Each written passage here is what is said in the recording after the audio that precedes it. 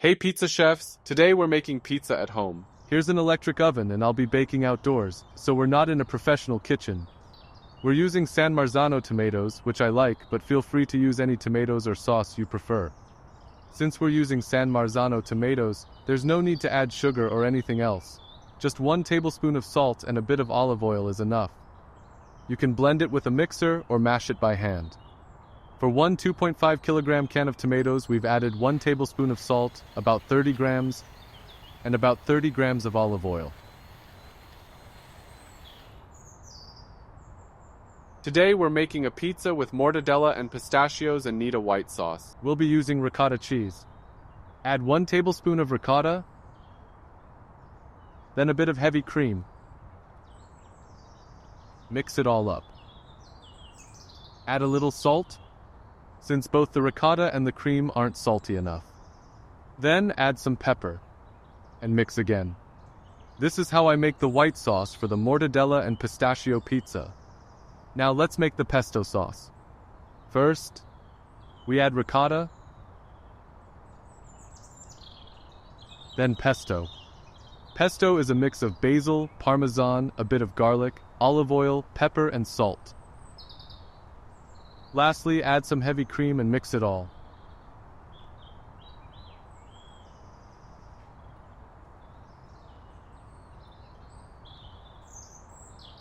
And now we're done with all 3 sauces.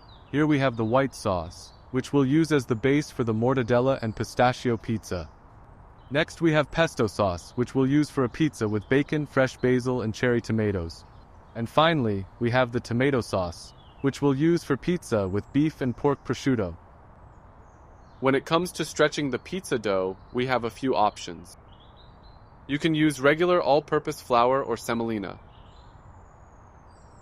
Here we also have semolina rimacinata, which is double-milled semolina. It's the same semolina, just ground twice. We also have spolverina. The difference between all-purpose flour and semolina is that all-purpose flour is made from soft wheat, while semolina is made from durum wheat, which is much harder. When stretching the dough, we always use one of these flours. Don't use the same flour we used to make the dough because it would stick to the edges too much. But semolina or all-purpose flour won't stick, and you won't get that floury taste when eating the pizza. For stretching, we'll be using coarse semolina and semolina rimacinata. We'll mix the 2 types of semolina.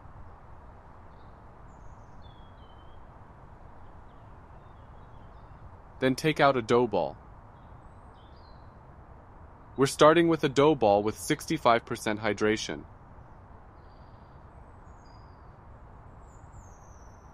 Sprinkle a bit of flour on top and form a circle. Starting from the center and working your way out, inflating the dough edges as you go. If you see a big air bubble, you can pop it. Flip it over and repeat the process, inflating the edges with air. Flip it again a 3rd time. And now we start stretching it. When stretching, avoid touching the edges to keep a nice crust structure.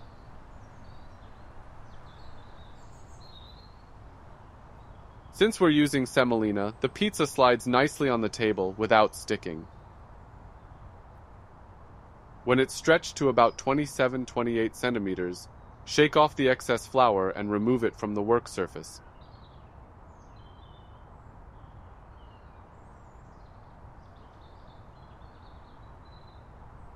Leave just a little flour so the pizza doesn't stick to the table.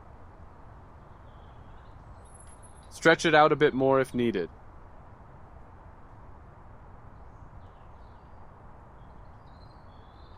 And then place it back on the table. Now add the tomato sauce. You'll need 75-80 grams for a 32 centimeter pizza.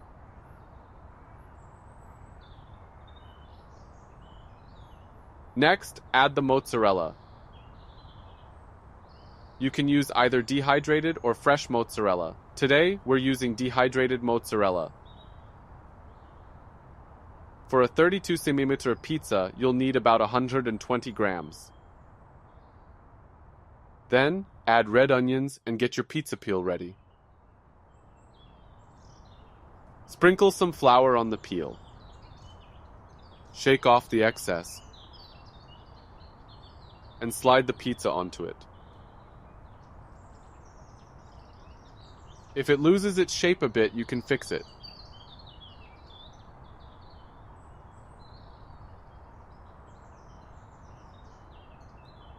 Now it's ready to go into the pizza oven.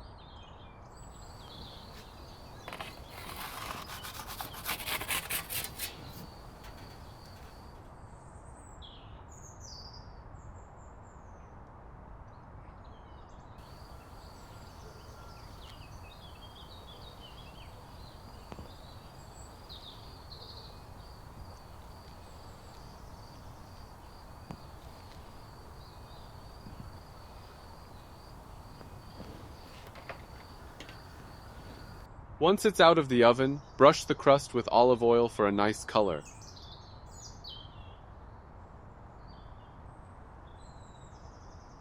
Then, add arugula and beef prosciutto.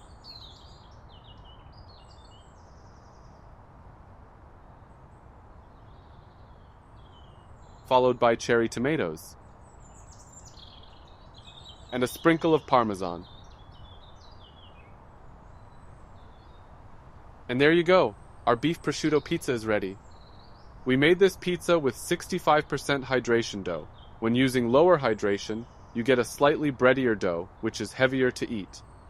As you increase the hydration, the dough becomes lighter and melts in your mouth. But as you can see here, even with 65% hydration, the crust is still airy and beautiful. You get a bit of a breadier texture, but you can still achieve amazing results with this hydration level.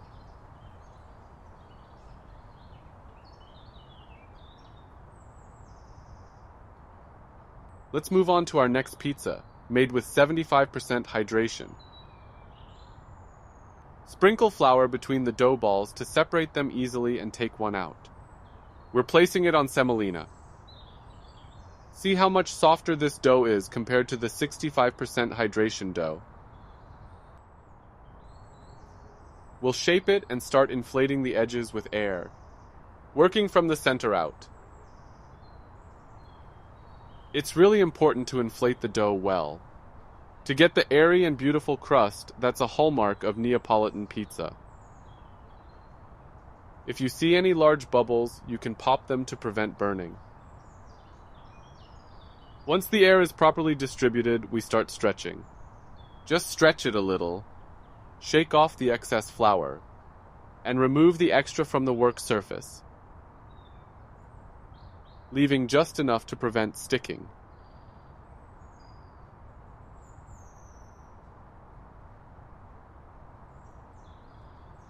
Once it's stretched, add the tomato sauce, working from the center to the edges. Be careful not to let the sauce get on the crust, as it could burn later. Next, add mozzarella. We'll prepare it like a margarita by adding sauce and mozzarella. And after baking, we'll add the prosciutto, arugula, and cherry tomatoes. Now sprinkle some flour on the pizza peel, and start sliding the pizza onto it. Shape it up a bit more and pop it into the oven. We'll bake the pizza at 440 to 450 degrees Celsius, and it should take about 2 minutes to cook.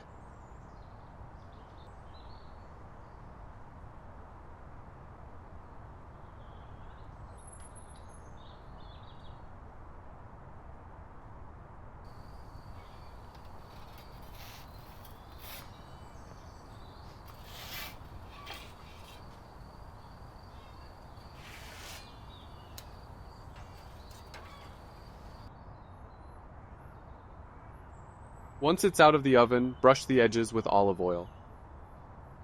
You can already see that the crust is puffier compared to the 65% hydration dough.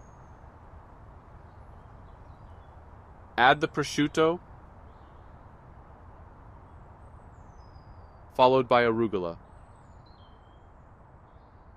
and cherry tomatoes. Drizzle a bit of olive oil on top.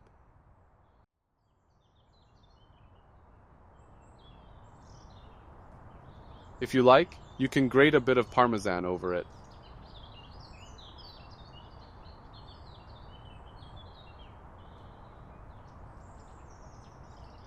And our 75% hydration prosciutto pizza is done. Compared to the 65% one, this pizza is much airier and the dough is lighter.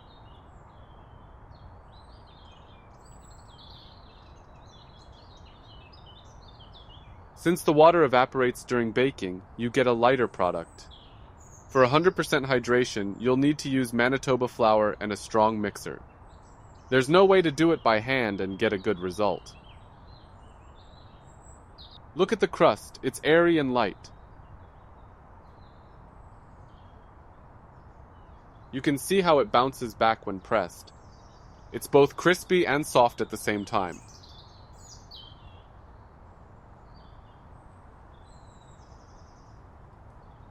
Next, we're making a pizza with 80% hydration dough. Carefully remove the dough from the bowl. It's much softer than the 75%. Not many pizzerias use this hydration level because it's hard to work with, and the dough's peak quality is short-lived. This doesn't work for pizzerias, but if you're baking at home and know when your guests will come, this might be the perfect solution. Sprinkle a bit of flour on top and form a circle, inflating the edges with air. If there are any bubbles, pop them. Flip it over and repeat the process.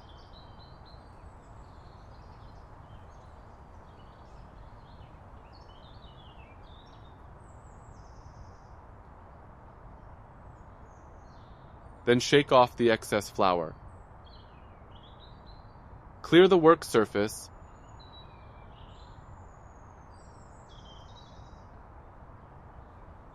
Start stretching the dough carefully since it's very soft. Add the white sauce with ricotta, cream, salt, and pepper.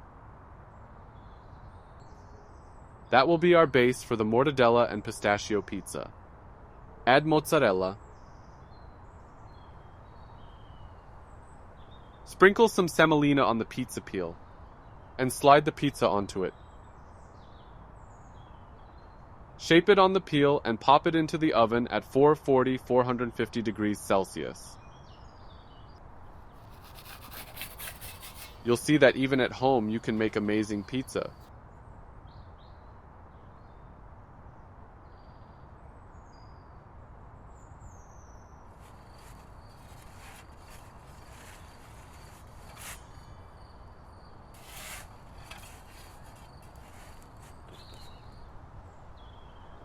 Once it's out, drizzle some olive oil on the crust. Fold the mortadella in half, then fold it again, and open it up like this.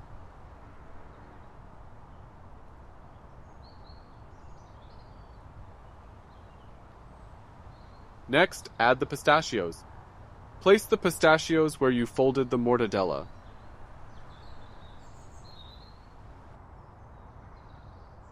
Drizzle with pesto sauce.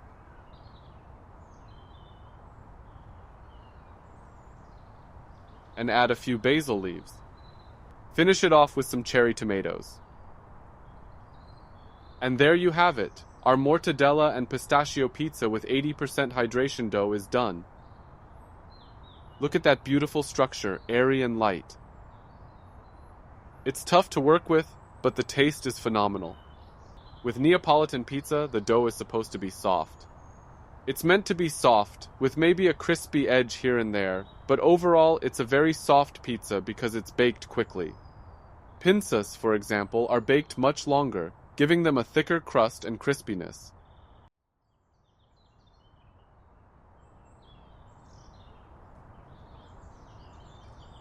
Now we're going to check the temperature.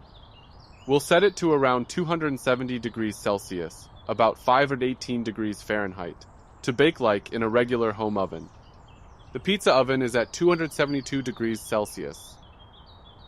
We are working with 65% hydration dough.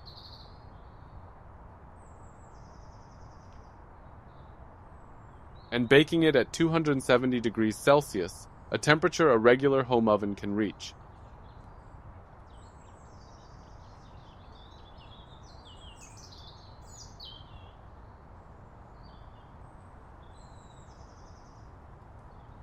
We'll be making a capricciosa pizza. I like the ham torn into smaller pieces instead of whole slices. About 70 to 80 grams of ham should be enough. Next, we'll add mushrooms, around 70 grams for a 32 centimeter pizza.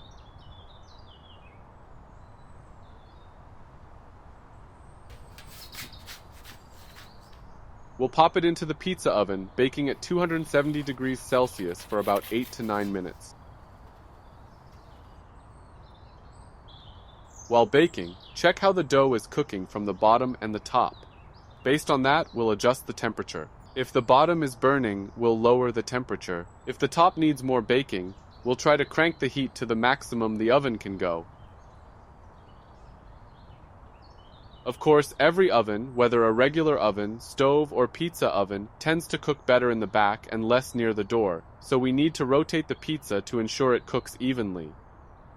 If baking in a home oven, I recommend raising the wire rack to the highest level, about 10 to 15 centimeters or 4 to 6 inches from the heating element. It's great if you have a pizza stone or steel, biscotto, or fire brick, which should heat for 30 to 45 minutes before baking. Then, put the pizza directly onto the stone and bake for around 7 to 10 minutes, depending on your oven. The longer you bake the pizza, the thicker and crispier the crust will become. So, in home conditions, you'll get a crispier pizza. If you like crunchy pizza, baking it in a home oven will give you that result. Drizzle some olive oil on top, and listen to that sound.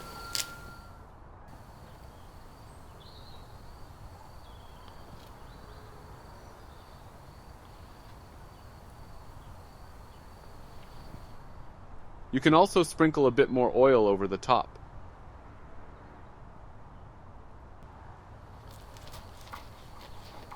This is how you can get a fantastic pizza at home, baked at 270 degrees Celsius, or around 520 degrees Fahrenheit.